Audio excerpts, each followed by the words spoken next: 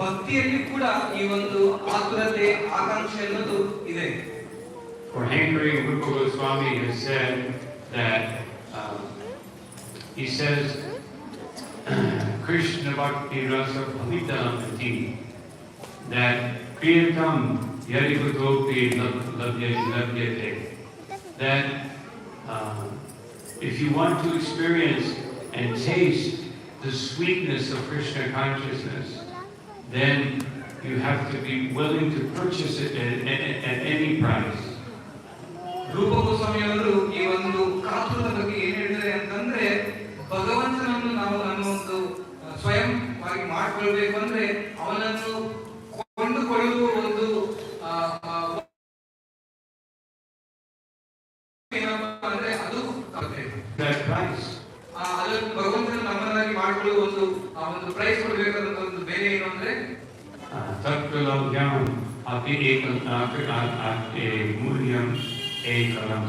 that the price is that intense greed to serve Krishna.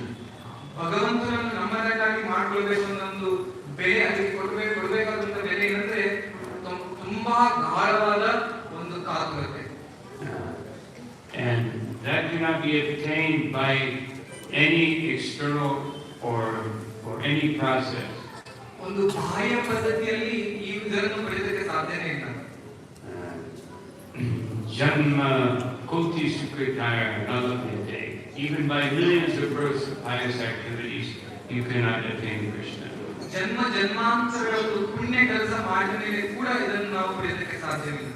But you can obtain Krishna in 1 second. ಆದರೆ ನಾವು ಕೃಷ್ಣನನ್ನು ಬರೀ ಒಂದೇ ಒಂದು ಗಳಿಗೆಯಲ್ಲಿ by the association with Vaishnava.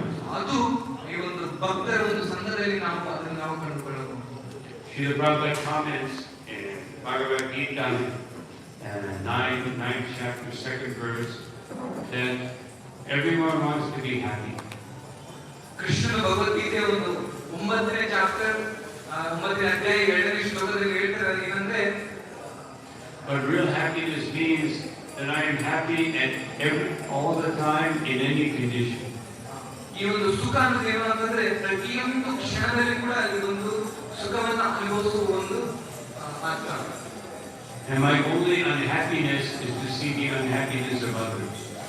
Krishna ಹೇಳ್ತಾರೆ, ನಾನು ಬೇರೆಯವರ ಒಂದು ನನ್ನ ಒಂದು ದುಃಖ ಏನಂದ್ರೆ ಬೇರೆಯವರ ದುಃಖದಲ್ಲಿ ಇರುವುದನ್ನು ನೋಡಿ ನನಗೆ ದುಃಖವಾಗುತ್ತೆ ಅಂತ.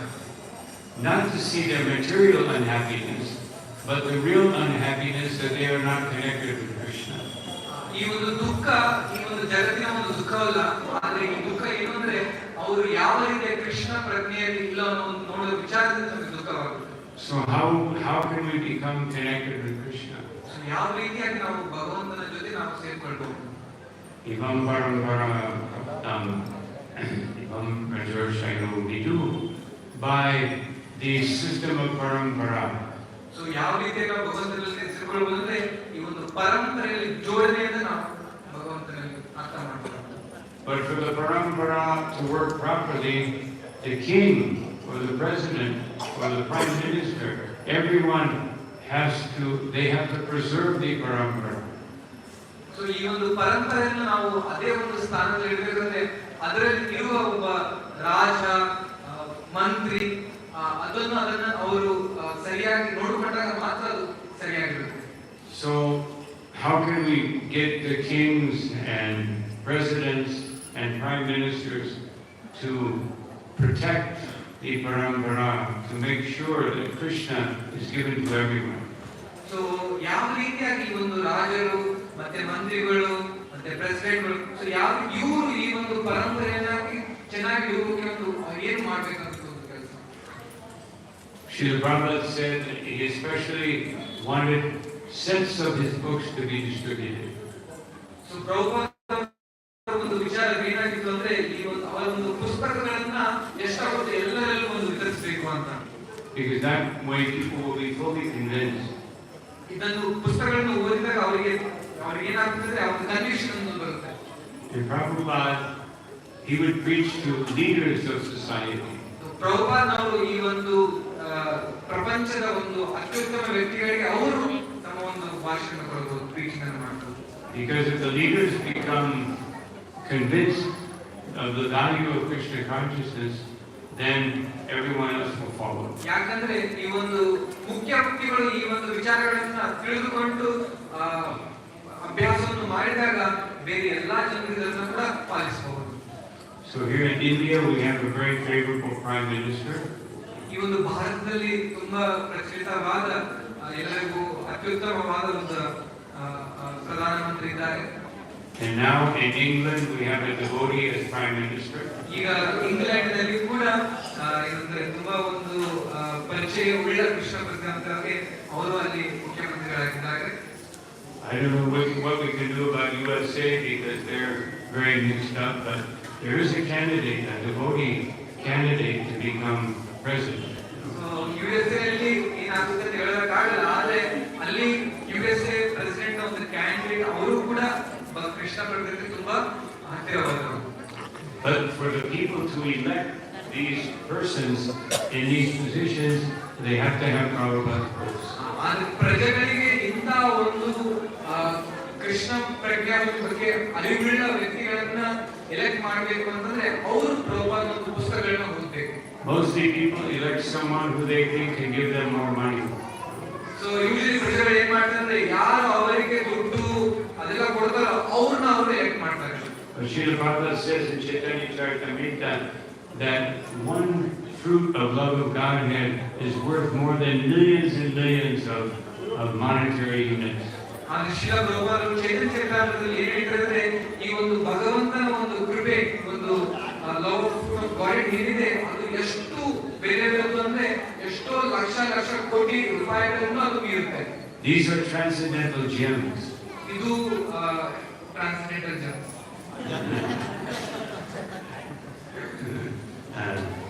Give your run.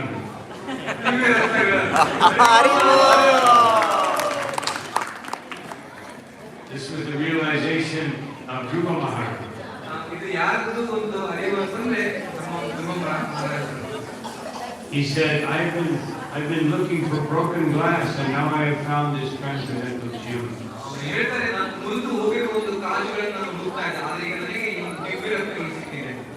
So we know that in Srimad Bhagavatam it says in two places that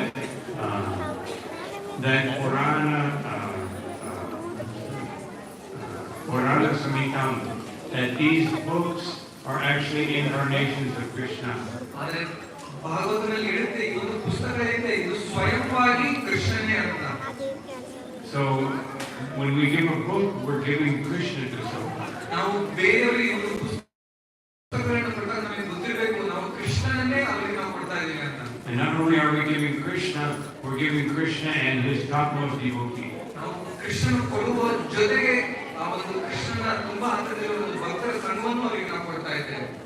And the only thing that is missing is our determination and conviction that this must happen. ನಮ್ಮಲ್ಲಿ ಏನು ಆ ಒಂದು ಕಮ್ಮಿ ಅಂದ್ರೆ ಒಂದು ಕುಪ್ಪು ಏನಿದೆ ಅಂತಂದ್ರೆ ಅದು ನಾವು ಅವರಿಗೆ ಕೊಡಬೇಕು ಅಂತ ಒಂದು ಸ್ಟ್ರಾಂಗ್ ಇಚ್ಛೆ ಅದು ನಮ್ಮಲ್ಲಿ. In 1974, there was a big, almost a big confrontation between India and Pakistan. 1974 ಒಂದು ದೊಡ್ಡವಾದ ಒಂದು ಕಾಂಪಿಟೇಷನ್ ಭಾರತ ಮತ್ತು ಪಾಕಿಸ್ತಾನದ ನಡುವೆ ಜರುಗಿತು. Srila Prabhupada said, this will result in war. Srila Prabhupada ಹೇಳ್ತಾರೆ, ಇದರ ಒಂದು ಪ್ರಾಯಶ್ಚಿತ್ತ ಒಂದು ಯುದ್ಧವಾಗುತ್ತೆ ಅಂತ. And he said Russia will take the side of India and USA will take the side of Pakistan. Russia Pakistan India ಜೊತೆ ಹೋಗುತ್ತೆ ಮತ್ತೆ USA ಪಾಕಿಸ್ತಾನ ಜೊತೆ ಸೇರಿಕೊಳ್ಳುತ್ತೆ, ಒಪ್ಪಂದ ಆಗುತ್ತೆ. And then next year the devotees came to Mayapur. ಬರುವ ವರ್ಷ ಭಕ್ತರು ಮಾಯಪುರಿಗೆ ಬರ್ತಾರೆ. And they said, Prabhupada, what happened to the war? There was no war. ಹೇಳ್ತಾರೆ, ಪ್ರಭುಪಾದ್ ಒಂದು ಯುದ್ಧವಾಗಬೇಕಿತ್ತು ಆದ್ರೆ ಯಾಕೆ ಯುದ್ಧವಾಗಿಲ್ಲ ಅಂತ ಕೇಳ್ಕೊಳ್ತಾರೆ. And Prabhupada said, Krishna changed his mind. Prabhupad ಹೇಳ್ತಾರೆ, ಕೃಷ್ಣನು ಇದನ್ನೆಲ್ಲ ಬದಲಾವಣೆ ಮಾಡಿರ್ತಾನೆ. He said, because you are distributing these books. ಯಾಕೆ ಅಂತಂದ್ರೆ ನೀವು ಭಕ್ತರು ಈ ಒಂದು ಪುಸ್ತಕಗಳನ್ನ ವಿತರಣೆ ಮಾಡುವ ಒಂದು ಕಾರಣ ನಿಮ್ಮಿಂದ ಹೋಗಿದೆ ಅಂತ. So we may think, oh, I give out a book, okay, what will it do? ನೀವು ಆಲೋಚನೆ ಮಾಡಬಹುದು, ನಾವು ಈ ಪುಸ್ತಕವನ್ನು ಬೇರೆ ಕೊಟ್ಟಾಗ ಏನಾಗುತ್ತೆ ಅಂತ ಒಂದು ಬದಲಾವಣೆ ಮಾಲ್ಪಟ್ಟು ಆಗಿಲ್ಲ ಅಂತ. But according to Srila Prabhupada, the distribution of these books is forming the reality of the world. ಆದರೆ ಈ ಒಂದು ಪುಸ್ತಕಗಳನ್ನು ವಿತರಣೆ ಮಾಡುವುದರಿಂದ ಈ ಒಂದು ಸೃಷ್ಟಿಯ ಒಂದು ನಿಜ ರೂಪ ಈ ಒಂದು ಜಗತ್ತಿಗೆ ಬರ್ತಾ ಇದೆ. We want peace, we want prosperity, we want a nicer situation in the world. ನಮಗೆ ಈ ಒಂದು ಜಗತ್ತಿನಲ್ಲಿ ಸುಖ, ಶಾಂತಿ, ನೆಮ್ಮದಿ ಎಲ್ಲರೂ ಚೆನ್ನಾಗಿರಬೇಕು ಅನ್ನೋ ಒಂದು ವಿಚಾರ ನಮ್ಮಲ್ಲಿದೆ. But politicians, philosophers, scientists, they have been trying to do this for thousands and thousands of years with different socio-political, economic formulas. ಅಂದ್ರೆ ವಿಮರ್ಶೆದಾರರಾಗಲಿ ಅಥವಾ ವಿಜ್ಞಾನಿಗಳಾಗಲಿ ಇದನ್ನು ತುಂಬಾ ವರ್ಷಗಳಿಂದ ಮಾಡ್ತಾ ಬಂದರೆ ಯಾವುದೇ ಒಂದು ಬದಲಾವಣೆ ಇನ್ನೂ ತನಕ ಆಗಿಲ್ಲ. And first there's communism, capitalism, socialism. Prabhupada said these are just like different sides of a cow stool. ಈ ಒಂದು ಏನು ಬೇರೆ ಬೇರೆ ತರವಾದ ಒಂದು ಕಮ್ಯುನಿಸಂ ಆಗಲಿ ಅಥವಾ ಬೇರೆ ಬೇರೆ ತರವಾದ ಒಂದು ವಿಚಾರಗಳು ಏನಿದೆ ಒಂದು ದುಃಖದ ಒಂದು ಬೇರೆ ಬೇರೆ ಒಂದು ದೃಶ್ಯ. One side is wet, the other side is dry. ಏನು ವಿಚಾರ ಅಂತಂದ್ರೆ ಒಂದ್ ಕಡೆ ತುಂಬಾ ಹಸಿಯಾಗಿದೆ, ಇನ್ನೊಂದು ಕಡೆ ಒಣಗೋಗಿದೆ. But it's all the same thing. ಆದ್ರೆ ಇದರ ಒಂದು ಪ್ರಾಯಶ್ಚಿತ್ತ ಒಂದೇ. But actually, Krishna has given us varnashram. ಆದರೆ ಪ್ರಭುಪಾದವರು ನಮಗೆ ಒಂದು ವರ್ಣಾಶ್ರಮವನ್ನು ಕೊಟ್ಟಿದ್ದಾರೆ. Within varnashram, there is democracy, there is capitalism, there is monarchy, there is socialism, and there is anarchy. The sadhus, they are anarchists. They go anywhere. No. They have no authority other than Krishna. ಈ ಒಂದು ವರ್ಣಾಶ್ರಮದಲ್ಲಿ ನಮ್ಮ ಒಂದು ಏನಿದೆ ಒಂದು democracy ಆಗಲಿ communism ಆಗಲಿ ಎಲ್ಲಾ ಒಂದು ವಿಚಾರಗಳು ಇದರೊಳಗೆ ಆಲ್ರೆಡಿ ಇದೆ. So everything is included because Krishna, as he says in Bhagavad Gita, Ham Sarvasya Prabhu Mata Sarvam Pravakate, that everything material and spiritual is coming from me. So Krishna Bhagavad Gita ಹೇಳ್ತಾರೆ ಎಲ್ಲ ಒಂದು ಆಧ್ಯಾತ್ಮಿಕವಾದದ್ದು ಮತ್ತೆ ಜಗತ್ತಿನ ಒಂದು ಭೌತಿಕವಾದ ಎಲ್ಲ ತನ್ನಿಂದಲೇ ಬರ್ತಾ ಇರೋದು. ಆದ ಕಾರಣ ಈ ವರ್ಣಾಶ್ರಮದಲ್ಲಿ ಕೂಡ ಎಲ್ಲ ಕೂಡ ಇದೆ. So Krishna makes that declaration, it must be true. Krishna ಭಗವದ್ಗೀತೆಯಿಂದ ಅದೆಲ್ಲವೂ ಸತ್ಯವಾಗಿರಬೇಕು.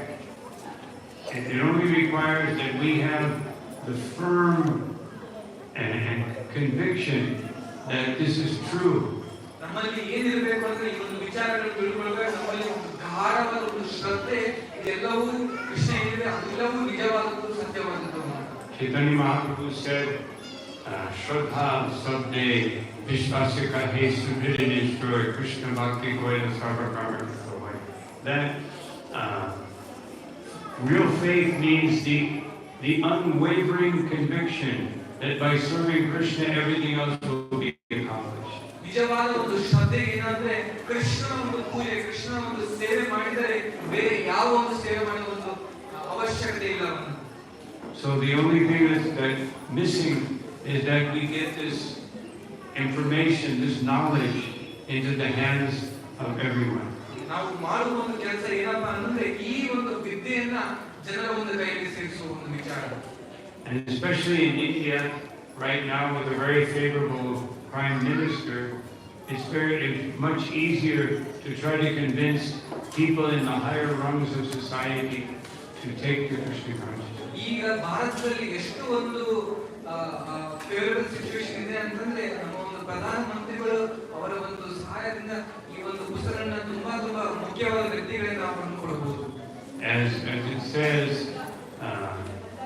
in the Vedanta Tattva Brahma Jigyasa, and now is the time, not tomorrow, not after I finish my studies, not after I make this much money, but in this moment we must be Krishna conscious and give Krishna consciousness. ನಾವು ತಿಳ್ಕೊಳ್ಳುವುದು ಏನಂತಂದ್ರೆ ಈ ಒಂದು ವಿದ್ಯೆಯನ್ನು ನಾಳೆ ಅಲ್ಲ ಅಥವಾ ಮರುನಾಡಲ್ಲ ಅಂತ, ಆದ್ರೆ ಈ ಕ್ಷಣದಲ್ಲಿ ನಾವು ಇದನ್ನು ಅರ್ಥೈಸಿಕೊಂಡು ಬೇರೆಯವರಿಗೆ ಈ ಒಂದು ವಿಚಾರಗಳನ್ನು ತಿಳಿಸಬೇಕು. Srila Prabhupada said that one's spiritual life becomes complete when one becomes part of the Sankirtan movement. Srila Prabhupada ಹೇಳಿದ್ರೆ ನಮ್ಮ ಒಂದು ಜೀವನದ ಸಾರ್ಥಕತೆ ಯಾವಾಗ ಆಗುತ್ತೆ ಅಂತಂದ್ರೆ ಈ ಒಂದು ಸಂಕೀರ್ತನ ಒಂದು ಮೂವ್ಮೆಂಟ್ ಅಲ್ಲಿ ನಾವು ನಮ್ಮನ್ನು ಅಡಗಿಸಿಕೊಂಡಾಗ. Some people will distribute books. ಕೆಲವೊಂದು ಭಕ್ತರು ಪುಸ್ತಕಗಳನ್ನು ವಿತರಣೆ ಮಾಡಬಹುದು. And people will come. ಅವಾಗ ಏನಾಗುತ್ತೆ, ಜನರು ಈ ಒಂದು ಸಂಕೀರ್ತನ ಒಂದು ಮೂಮೆಂಟ್ಗೆ ಬರ್ತಾರೆ.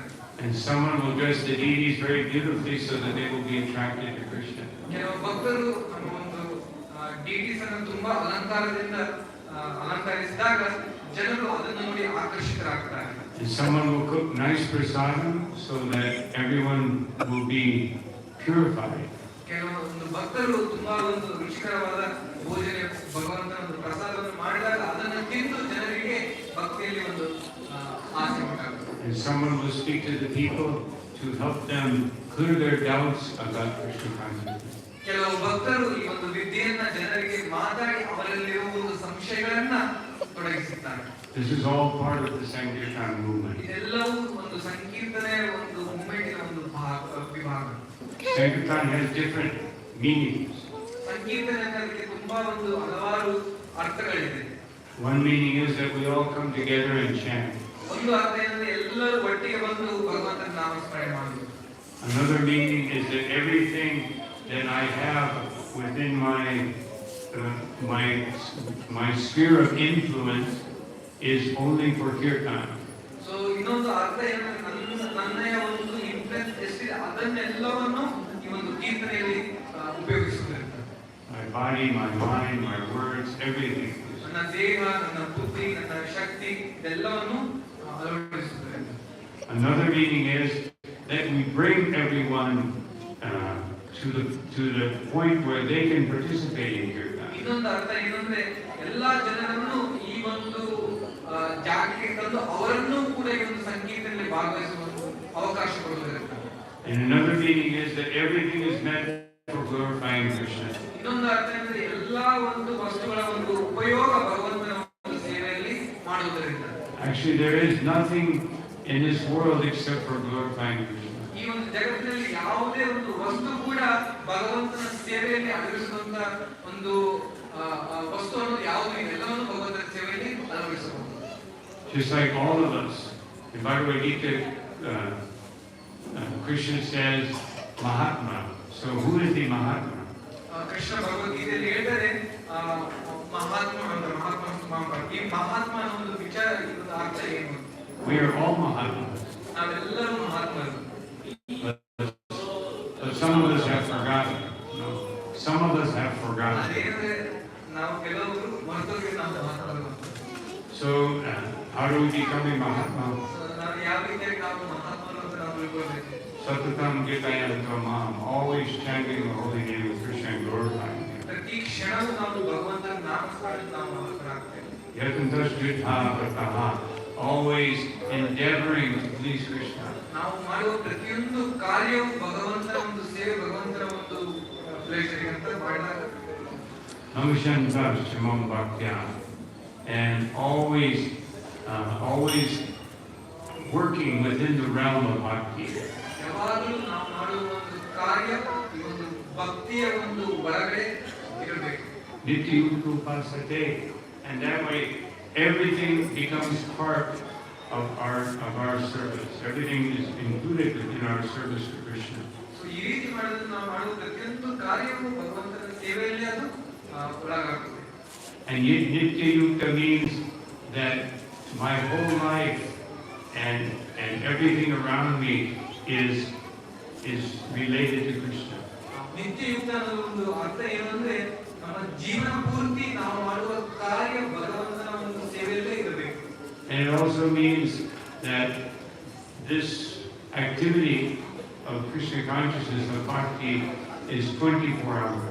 ಕೃಷ್ಣ ಪ್ರಜ್ಞೆ ಅನ್ನೋದು ಇದು 24 ತಾಸು ಕೂಡ ನಾವು ಸೇವೆಯಲ್ಲಿ ಅಡಗಿಸಬಹುದು.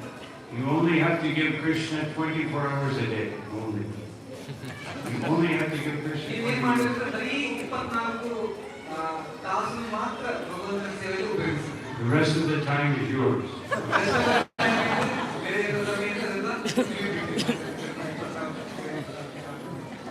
So this is our mission in Krishna consciousness.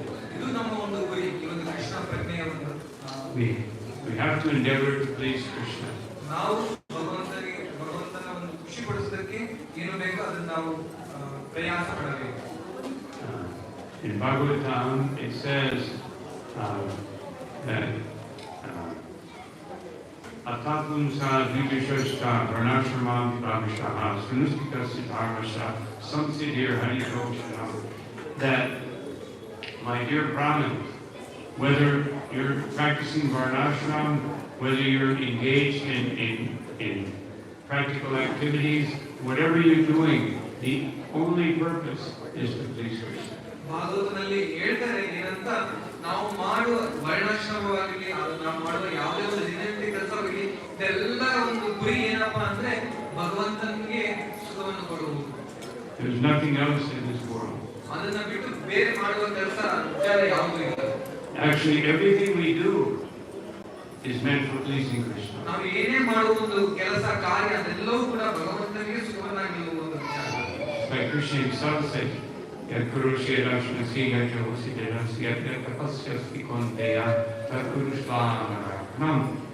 everything you do, everything you meet, everything you give away, every sacrifice that you perform should be done for me.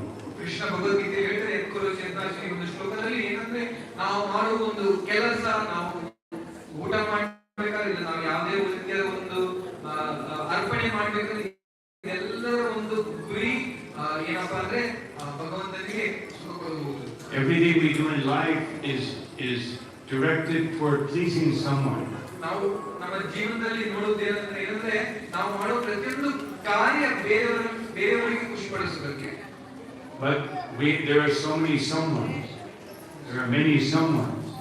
Otherwise, many people who are trying to serve. Everyone is serving someone different. ನಾವು ನೋಡಬಹುದು ಎಲ್ಲ ಈ ಒಂದು ಜಗತ್ತಿನಲ್ಲಿ ಎಲ್ಲ ಜನರು ತರತರವಾದ ಒಂದು ವ್ಯಕ್ತಿಗಳಿಗೆ ಸೇವೆಯನ್ನು ಮಾಡ್ತಾ ಇದ್ದಾರೆ. So Krishna says, if everyone serves me, then everyone will be united. Krishna ಹೇಳಿದ್ರೆ ಭಗವದ್ಗೀತೆಯಲ್ಲಿ, ಎಲ್ಲರೂ ಕೂಡ ಬೇರೆಯವರನ್ನು ಸೇವೆ ಮಾಡಿಬಿಟ್ಟು ನನ್ನ ಒಂದು ಸೇವೆ ಮಾಡಿದ್ರೆ ನೀವೆಲ್ಲರೂ ಒಟ್ಟಿಗೆ ಜೀವನ ನಡೆಸಬಹುದು. Krishna doesn't need our service. Krishna doesn't need our service. ಕೃಷ್ಣನಿಗೆ ನಿಮ್ಮ ಒಂದು ಸೇವೆ ಅವಶ್ಯಕತೆ ಇಲ್ಲ. Lakshmi Sahasra Sevyamana. Krishna is being served by millions of gopis, goddesses of fortune, queens of Dwarka. He doesn't need our, as Prabhupada said, he doesn't need our burnt chapati. Krishna ಕೇಳ್ತಾರೆ ಏನಂದ್ರೆ, ಅವನಿಗೆ ನಮ್ಮ ಒಂದು ಸೇವೆ ಅವಶ್ಯಕತೆ ಇಲ್ಲ. ನಾವು ನೋಡಬಹುದು ಆ ಒಂದು ಗೋಲೋಕದಲ್ಲಿ, ವೈಕುಂಠದಲ್ಲಿ ಎಷ್ಟೋ ಲಕ್ಷ ಲಕ್ಷ ಸಹಸ್ರ ಲಕ್ಷ್ಮಿಯರು ಮತ್ತೆ ಗೋಪಿಯರು ತನ್ನ ಒಂದು ಸೇವೆಯಲ್ಲಿ ಅಡಗಿದ್ದಾರೆ. ನಮ್ಮ ಒಂದು ಸುಟ್ಟು ಹೋದ ಒಂದು ಚಪಾತಿ ಅರ್ಪಣೆ ಅವನಿಗೆ ಬೇಕಾಗಿಲ್ಲ. South India. Burnt uttapam. ಸುಟ್ಟು ಹೋಗಿರೋ ಉತ್ತಪ್ಪಗಳು ಬೇಕಾಗಿಲ್ಲ. Of course, I'm sure that many of the ladies here and many devotees are very good cooks. ನನಗೆ ಗೊತ್ತಿರಬಹುದು, ಇಲ್ಲಿ ತುಂಬಾ ಜನರು ಕೂತ್ಕೊಂಡಿದ್ದಾರೆ ನನ್ನ ಮುಂದೆ, ನೀವೆಲ್ಲರೂ ಒಳ್ಳೆಯ ಒಂದು ಅಡಿಗೆ ಮಾಡುವ ವ್ಯಕ್ತಿಗಳು ಅಂತ. But how can you equal Radharani? ಆದರೆ ನಿಮಗೆ ರಾಧಾರಾಣಿಯ ಒಂದು ಅಡಿಗೆ ಮಾಡುವ ಏನಿದೆ ಅದನ್ನು ಸಾಮರ್ಥ್ಯ ನಿಮಗೆ ಇರಲಿಕ್ಕಿಲ್ಲ. Every time she cooks for Krishna, it is different. ಪ್ರತಿ ಸಲ ಅವರು ಮಾಡುವ ಒಂದು ಅಡುಗೆ ಯಾವತ್ತೂ ರಿಪೀಟ್ ಆಗಲ್ಲ. Can anyone do that? ಯಾರಿಗಾದ್ರೂ ಆ ತರ ಅಡುಗೆ ಮಾಡಕ್ಕೆ ಬರುತ್ತಾ? So, but we can please Krishna. He says, "Patram pushpam param toyam romi bhakta prayachati." We can please him just by even offering some water or a leaf or a fruit or a flower. ಅದೇ ಕೃಷ್ಣ ಭಗವದ್ಗೀತೆಯಲ್ಲಿ ಹೇಳಿದ್ರೆ ಪತ್ರಂ ಪುಷ್ಪಂ ಫಲಂ ತೋಯಂ ಅಂತ. ಏನಂದ್ರೆ ಅವನನ್ನು ನಾವು ಖುಷಿಪಡಿಸೋದಕ್ಕೆ ಒಂದು ಎಲೆ, ಸ್ವಲ್ಪ ನೀರು, ಒಂದು ಹಣ್ಣು, ಬರೀ ಇದರಿಂದಲೇ ಅವನು ನಾವು ಸುಖಪಡಿಸಬಹುದು. He just wants us to endeavor to please him. ಅದಕ್ಕೆ ಏನ್ ಮಾಡಬೇಕು, ನಾವು ಬರೀ ಅವನಿಗೆ ಸುಖಪಡಿಸುವ ಒಂದು ವಿಚಾರವನ್ನು ಇಟ್ಕೊಂಡು ಈ ಸೇವೆ ಮಾಡೋದನ್ನು ಖುಷಿಪಡಬೇಕು. So Krishna has made the simplest standard as far as what we have to offer. Krishna ಭಗವಂತ ನಮಗೆ ಏನಂದ್ರೆ ಅವನನ್ನು ಯಾವ ರೀತಿಯಾಗಿ ಸೇವೆ ಮಾಡುವ ಒಂದು ವಿಚಾರವನ್ನ ತುಂಬಾ ಸುಲಭವಾಗಿ ತಿಳಿಸಿಕೊಟ್ಟಿದ್ದಾನೆ. But he has made the highest standard in the quality of the offering. ಆದ್ರೆ ಆ ಒಂದು ಅತ್ಯುತ್ತಮವಾದ ಸೇವೆಯನ್ನು ಯಾವ ರೀತಿಯಾಗಿ ಮಾಡಬಹುದು ಅಂದ್ರೆ ನಮ್ಮ ಒಂದು ವಿಚಾರ, ಆ ಒಂದು ಆಲೋಚನೆ ಯಾವ ರೀತಿ ಅದರ ತಕ್ಕವಾಗಿ ನಾವು ನಡ್ಕೊಂಡಾಗ ಸೇವೆ ತುಂಬಾ ಅತ್ಯುತ್ತಮವಾಗುತ್ತೆ. the quality is unconditional love and surrender. ಯಾವುದೇ ಒಂದು ಆ, ಆ, ಆ, ಅಡ್ಡಿ ಇಲ್ಲದೆ ಅವನನ್ನು ಸೇವೆ ಮಾಡೋ ಒಂದು ವಿಚಾರವನ್ನು ನಾವು ಇಟ್ಕೊಂಡು ಅವನನ್ನು ಸೇವೆ ಮಾಡಿದಾಗ ಅದು ಅತ್ಯುತ್ತಮ ಸೇವೆಯಾಗುತ್ತೆ. So the externals of Krishna consciousness are very easy. ಬಾಹ್ಯ ರೂಪದಲ್ಲಿ ಮಾಡುವ ಒಂದು ಕಾರ್ಯಗಳು ಕೃಷ್ಣ ಪ್ರಜ್ಞೆಯಲ್ಲಿ ಏನಿದೆ ಅದು ತುಂಬಾ ಸುಲಭವಾಗಿರಬಹುದು. In other processes you have to learn thousands of mantras. ಬೇರೆ ಒಂದು ವಿಚಾರಗಳು ಅಥವಾ ಏನು ಕಾರ್ಯಗಳಿದೆ ಒಂದು ಪಾಸೆಲ್ಲಿದೆ ಅದರಲ್ಲಿ ಸಾವಿರಾರು ಒಂದು ಮಂತ್ರಗಳನ್ನು ನಾವು ಕಲ್ತ್ಕೊಳ್ಬೇಕಾಗುತ್ತೆ. Or do severe austerities like the Nagabhavas. ನಾಗಭಾವಗಳಿಂದ ತುಂಬಾ ಕಷ್ಟಗಳನ್ನು ಕೂಡ ಪಡೆಯಬೇಕಾಗುತ್ತೆ. Or some other process, very difficult. ಈ ಒಂದು ರಸ್ತೆಗಳು ಏನಿದೆ ಬೇರೆ ಒಂದು ಯೋಗಗಳಲ್ಲಿ ತುಂಬಾ ಕಷ್ಟಕರವಾಗಿದೆ. But none of them can equal service to Krishna. ಯಾವುದು ಆ ಒಂದು ರಸ್ತೆಗಳ ಆ ಒಂದು ವಿಚಾರಗಳೇನಿದೆ ಅದು ಯಾವುದೂ ಕೂಡ ಕೃಷ್ಣ ಒಂದು ಸೇವೆಯಲ್ಲಿ ಸರಿ ಸಮಾನ ಬರುವುದಕ್ಕೆ ಸಾಧ್ಯನೇ ಇಲ್ಲ. One time Srila Prabhupada said that many people, they may say that our process is very easy. ಬೇರೆ ಜನರು ಬೇರೆ ಯೋಗ ಅವೆಲ್ಲ ಬಂದು ಹೇಳ್ಬೋದು ತಮ್ಮ ಒಂದು ಯೋಗ ಪದ್ಧತಿಗಳೇನಿದೆ ಅದು ತುಂಬಾ ಸುಲಭವಾಗ್ತದೆ ಅಂತ. And Prabhupada said, then why don't they do it? ಅದು ಇರ್ಬೇಕಾದ್ರೆ ಯಾಕೆ ಅವರು ಮಾಡ್ತಾ ಇಲ್ಲ? Because surrender means nirmamo nirahankara. ಶರಣಾಗತಿ ಏನು ಅಂತಂದ್ರೆ ಅದು ನಿರ್ಮಮ ಮತ್ತೆ ನಿರಹಂಕಾರ ಅಂತ ಇರಬೇಕು. And that is not so easy. ಅದು ತುಂಬಾ ಸುಲಭವಾದದ್ದಲ್ಲ. As Sri Chaitanya Mahaprabhu said, Krishna Bhakti Nishkam Atayeva Shanta Bhukti Mukti Siddhikam Shakale Shanta. That even the greatest yogis, even the greatest jnanis, or even the most accomplished karmis, they're never peaceful because they want something for themselves. ಈ ಒಂದು ಮುಕ್ತಿಗಳು ಅಥವಾ ಮುಕ್ತಿಯನ್ನು ಪಡೆಯಬೇಕಾದವರು ಇವೆಲ್ಲ ಏನಿದ್ರೆ ಅವರು ಈ ಒಂದು ಸುಖವನ್ನು ಅನುಭವಿಸಲಿಕ್ಕೆ ಸಾಧ್ಯನೇ ಇಲ್ಲ. ಯಾಕಂದ್ರೆ ಅವರು ಮಾಡುವ ಒಂದು ಕಾರ್ಯದಲ್ಲಿ ತಮಗೆ ಏನಾದರೂ ಬೇಕು ಅನ್ನೋ ಒಂದು ವಿಚಾರವನ್ನು ಇಟ್ಕೊಂಡು ಮಾಡಿದ್ರೆ ಅವರಿಗೆ ಸುಖ ಸಿಗೋದಿಲ್ಲ. But a devotee is always happy because a devotee just wants to give to Krishna. He has no personal desire. ಆದರೆ ಭಕ್ತ ಅವನು ತುಂಬಾ ಸುಖವಾಗಿದ್ದಾನೆ. ಯಾಕೆಂತಂದ್ರೆ ಅವನೊಂದು ಜೀವನದ ಪ್ರತಿ ಕ್ಷಣವೂ ಕೂಡ ಯಾವ ರೀತಿಯಾಗಿ ಕೃಷ್ಣನಿಗೆ ಒಂದು ಸುಖವನ್ನು ಕೊಡಬೇಕು, ಕೃಷ್ಣನ ಒಂದು ಸೇವೆಗೆ ಯಾವ ರೀತಿಯಾಗಿ ತೊಡಬೇಕಾದ ಒಂದು ವಿಚಾರ. Sri Chaitanya Mahaprabhu, he requested anyone who is born in Bharatvarsha to take up this Krishna consciousness movement. Krishna, take it up. ಚೈತನ್ಯ ಮಹಾಪ್ರಭುಗಳಿಗೆ ಹೇಳ್ತಾರೆ, ಭಾರತದಲ್ಲಿ ಯಾರೆಲ್ಲ ಜನ್ಮವನ್ನು ತಾಳಿದ್ದಾರೋ ಅವರೆಲ್ಲರೂ ಕೂಡ ಈ ಒಂದು ಕೃಷ್ಣ ಪ್ರಜ್ಞೆಯನ್ನು ಅಪ್ಪಿಕೊಳ್ಳಬೇಕು ಅಂತ. So this is a special blessing for the people of India. ಇದು ಭಾರತೀಯರ ಒಂದು ಅದೃಷ್ಟ ಅಂತ ಹೇಳ್ಬೋದು. That you have the cultural background and you have the faith that this process of Krishna consciousness is very wonderful. ನಮ್ಮ ಒಂದು ಅದೃಷ್ಟದಲ್ಲಿ ಏನು ಅಂದ್ರೆ ನಮ್ಮ ಒಂದು ಸಂಸ್ಕೃತಿ ಮತ್ತೆ ನಮ್ಮ ಒಂದು ವಿಚಾರಗಳು ಆಲ್ರೆಡಿ ಈ ಒಂದು ಕೃಷ್ಣ ಪ್ರಜ್ಞೆ ಅನ್ನೋದು ತುಂಬಾ ಶ್ರೇಷ್ಠವಾದದ್ದು ಆಲ್ರೆಡಿ ನಮ್ಮಲ್ಲಿ. Sometimes there is an idea in Hinduism that it's just for the people who are born as Hindus. ಹಿಂದೂಗಳ ತಿಳ್ಕೊಳ್ಳೋದ್ರೆ ಏನಂದ್ರೆ ಈ ಒಂದು ಕೃಷ್ಣ ಪ್ರಜ್ಞೆ ಬರೀ ಹಿಂದೂಗಳಿಗೆ ಮಾತ್ರ ಸೀಮಿತವಾಗುತ್ತದೆ. But Narada Muni, from time immemorial, he has been preaching Krishna consciousness everywhere, even in hell.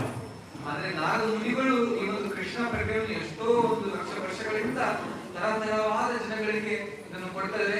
ಅದು ಇವನ್ ನರಕದಲ್ಲಿ ಕೂಡ ಈ ಒಂದು ಕೃಷ್ಣ ಪ್ರಜ್ಞೆಯನ್ನು ನಾವು ಕೊಡ್ತಾ ಇದ್ದಾರೆ. So we are also preaching in hell. ನಾವು ಕೂಡ ನರಕದಲ್ಲಿ ಈ ಒಂದು ಪ್ರೀಚಿಂಗ್ ಅನ್ನು ಮಾಡ್ತಾ ಇದ್ದೇವೆ. Our modern society is very expert in turning everything into hell. ಈ ಒಂದು ಆಧುನಿಕ ಒಂದು ಜಗತ್ತೇನಿದೆ ಎಲ್ಲವನ್ನು ಅವರು ನರಕವನ್ನಾಗಿ ಮಾಡಲು ತುಂಬಾ ಶ್ರೇಷ್ಠವಾದವರು ಗೊತ್ತಿರೋರು.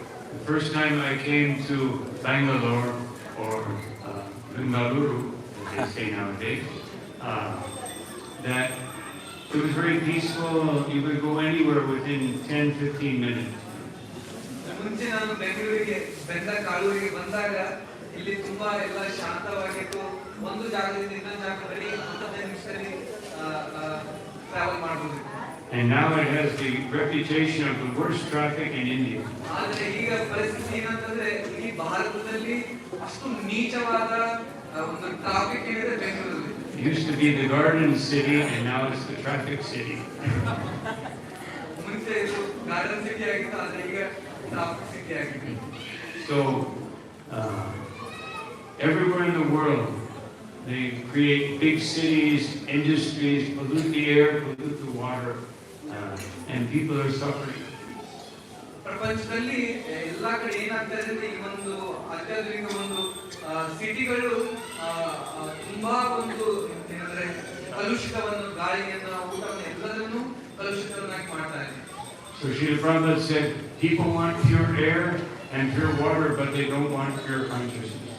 ಜನರು ಏನು ಬಯಸ್ತಾ ಇದ್ದಾರೆ, ಒಂದು ಒಳ್ಳೆಯ ಗಾಳಿ ಇರಬೇಕು, ಒಳ್ಳೆಯ ಊಟ ಇರಬೇಕು ಅಂತ, ಒಳ್ಳೆಯ ಒಂದು ವಿಚಾರ, ಒಂದು ಕಾನ್ಶಿಯಸ್ ಅನ್ನೋದನ್ನು ಅವರು ಆಲೋಚನೆ ಮಾಡ್ತಾ ಇದ್ದಾರೆ. They're making so many endeavors to change the external things, but if we change our consciousness, then all the externals will become purified. ಈ ಒಂದು ಬಾಹ್ಯ ಒಂದು ವಸ್ತುಗಳನ್ನು ಮಾಡೋದಕ್ಕಿಂತ ಮೊದಲು ನಮ್ಮ ಒಂದು ಪ್ರಜ್ಞೆಯನ್ನು ನಾವು ಶುದ್ಧೀಕರಿಸಿದಾಗ ಅದು ಆಟೋಮೆಟಿಕ್ ಆಗಿ ಬಾಹ್ಯವನ್ನು ಕೂಡ ಶುದ್ಧೀಕರಣವಾಗುತ್ತೆ. And the only way to convince people of this is to give Krishna consciousness to ಇದರ them. ಒಂದು ಮೂಲ ಯಾವ ರೀತಿಯಾಗಿ ಹೋಗುತ್ತೆ ಅಂತಂದ್ರೆ ಈ ಒಂದು ಕೃಷ್ಣ ಪ್ರಜ್ಞೆಯನ್ನು ನಾವೆಲ್ಲರಿಗೂ ಹಂಚಿದಾಗ. And this is the best way to please Srila Prabhupada. ಇದು ಅತ್ಯುತ್ತಮವಾದ ಒಂದು ರೂಪ ಶ್ರೀಲವನ್ನು ನಾವು ಪ್ಲೀಸ್ ಮಾಡಬೇಕು. If everyone does their part in this Sankirtan movement, then it will transform the world. ನಾವು ಈ ಒಂದು ಸಂಕೀರ್ತನೆಯ ಒಂದು ಮೂವ್ಮೆಂಟ್ ಅಲ್ಲಿ ನಮ್ಮದೇ ಆದ ಒಂದು ಕೆಲಸವನ್ನು ನಾವು ಮಾಡಿದಾಗ ಅವಾಗ ಏನಾಗ್ತದೆ, ಈ ಒಂದು ಪ್ರಪಂಚವನ್ನು ನಾವು ಬದಲಾಯಿಸಬೇಕು. Srila Prabhupada said that if 10% of the population becomes Krishna conscious, the whole world will become like Vaikuntha. Srila Prabhupada ಹೇಳ್ತಾರೆ, ಬರೀ 10% ಜನರು ಈ ಒಂದು ಪ್ರಪಂಚದಲ್ಲಿ ಈ ಒಂದು ಕೃಷ್ಣ ಪ್ರಜ್ಞೆಯನ್ನು ಅಪ್ಪಿಕೊಂಡಾಗ ಈ ಒಂದು ಜಗತ್ತು ವೈಕುಂಠವಾಗುತ್ತೆ ಅಂತ. And as Prabhupada said many times, people want Raj Ram without Ram. Prabhupada ಹೇಳ್ತಾರೆ, ಎಲ್ಲರೂ ಈ ಒಂದು ರಾಮರಾಜ್ಯ ಅನ್ನೋದು ಬೇಕು, ಆದರೆ ಅದರಲ್ಲಿ ರಾಮನ ಇರಬಾರದು. So we will give them Ram, we will give them Krishna. ನಾವು ಕೃಷ್ಣ ಬಗ್ಗೆ ಈ ಒಂದು ವಿದ್ವಾನಿದ್ರೆ ಇದು ಎಲ್ಲರಿಗೂ ರಾಮನನ್ನ ಕೃಷ್ಣನ ಕೊಡ್ತಾರೆ. So unfortunately, I have a little bit of a limited time today, so I will stop here and see if there's any questions. ಈಗ ಸಮಯ ಒಂದು ಕಮ್ಮಿ ಇರೋ ಕಾರಣದಿಂದ ನಾನು ಇಲ್ಲಿಗೆ ನಿಲ್ಲಿಸ್ತೇನೆ. ಯಾರಿಗಾದ್ರೂ ಏನಾದ್ರೂ ಪ್ರಶ್ನೆ ಇದ್ರೆ ದಯವಿಟ್ಟು ಕೇಳ್ಬೋದು. ಯಾರಿಗಾದ್ರೂ ಪ್ರಶ್ನೆ ಇದ್ರೆ ಕೇಳ್ಬೋದು, ಮಹಾರಾಜ್ ಉತ್ತರ ಕೊಡ್ತಾರೆ. Anybody has questions can raise their hands or can stand up and can ask.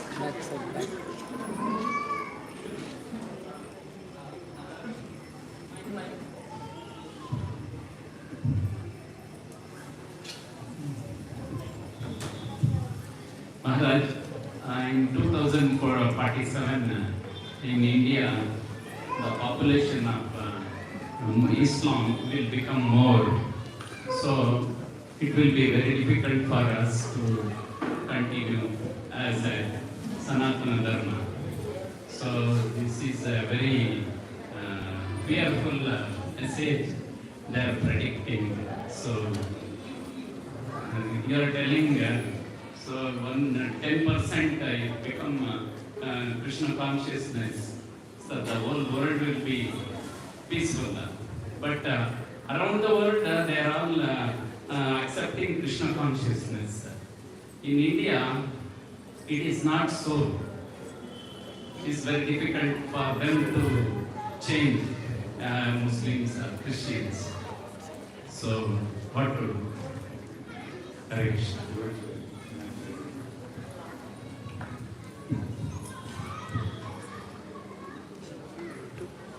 Professor ಪ್ರಶ್ನೆ ಕೇಳ್ತಾ ಇದ್ದಾರೆ ಏನಂತ, ಈ ಒಂದು ನಮ್ಮ ಒಂದು ಭಾರತದಲ್ಲಿ ನಾವು ನೋಡ್ತಾ ಇರ್ಬೋದು, ಈ ಒಂದು ಗಳಿಗೆಯಲ್ಲಿ, ಈ ಒಂದು ಕ್ಷಣಗಳಲ್ಲಿ ಯಾವ ರೀತಿಯಾಗಿ ತುಂಬಾ ಒಂದು ಜನರು ಈ ಒಂದು ಬೇರೆ ಒಂದು ಮತ ಧರ್ಮಕ್ಕೆ ಬದಲಾವಣೆ ಆಗ್ತಾ ಇದ್ದಾರೆ. ಸೊ ಇದನ್ನು ನೋಡಿದಾಗ ನಮಗೆ ತುಂಬಾ ಭಯವಾಗುತ್ತೆ, ಮುಂದಿನ ಒಂದು ದಿನಗಳಲ್ಲಿ ಏನಾಗಬಹುದು ಅಂತ. when Srila Prabhupada was here in India, no one would join practically. There were only maybe 30-40 devotees that joined.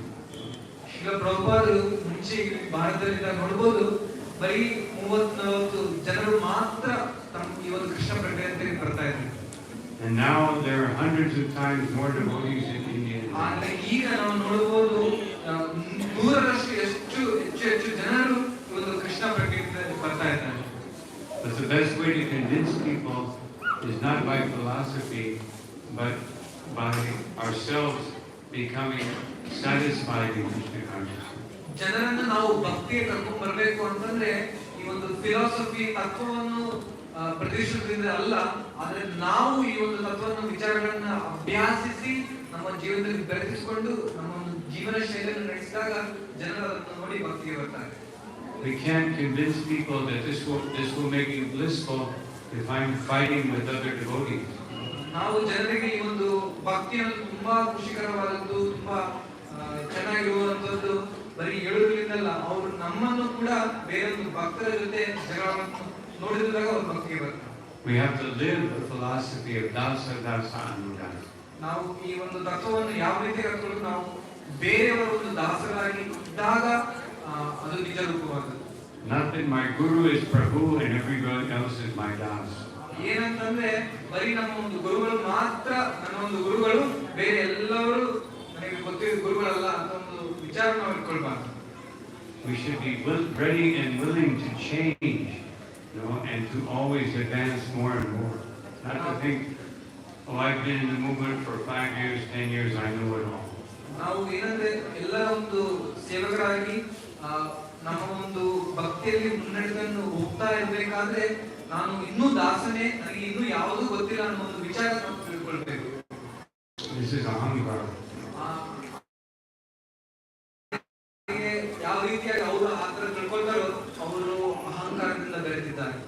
So if we can give up this ahankara, then we will become very happy in Krishna consciousness. ಈ ಒಂದು ಅಹಂಕಾರವನ್ನು ನಾವು ತೆಗೆದು ಇಟ್ಟು ನಮ್ಮ ಒಂದು ಭಕ್ತಿಯಲ್ಲಿ ತೊಡಗಿಕೊಂಡಾಗ ತುಂಬಾ ಸುಖವಾಗಿ ನಾವು ಭಕ್ತಿಯನ್ನು ನಡೆಸಬಹುದು. So now we can welcome His Holiness Bhakti Purushottam Swami. And I think he will take over, and I will have to meet with some devotees right now. So thank you all very much for your kind attention.